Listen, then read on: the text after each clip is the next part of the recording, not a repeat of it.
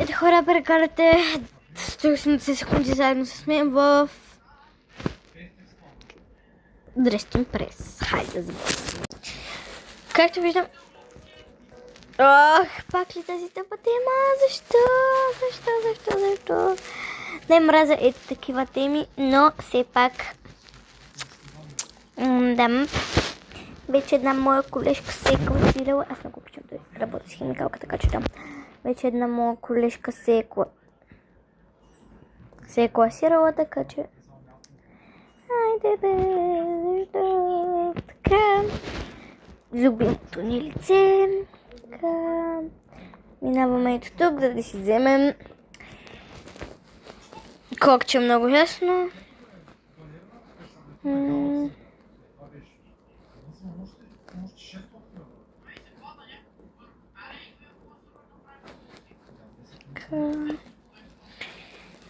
Мисля да дойда тук, но честно. Но честно казано не ми се иска. Така правим го изцяло черно, за да не се вижда абсолютно нищо от нещо такова. Но може да го къстъмайзнем само това. Само това ще ми трябва за сега. Отиваме при полите, които при роклите ми, примерно, или не при поли.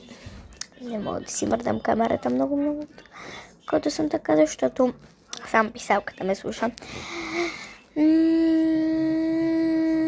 Тази може би ще трябва да натисна, но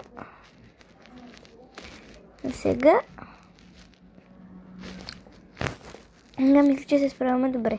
Само един път ни било нужно да използваме такива работи, но такива работи пък аз да използваме нубските неща, но не ви наричам тези, които не са ви, просто много по-добре да ми било смодно. Но да.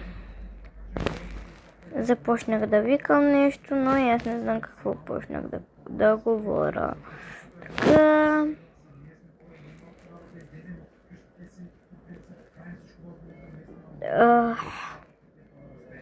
Тези просто са ми любимите. Така. И шапката, още едно нубско нещо използваме. Но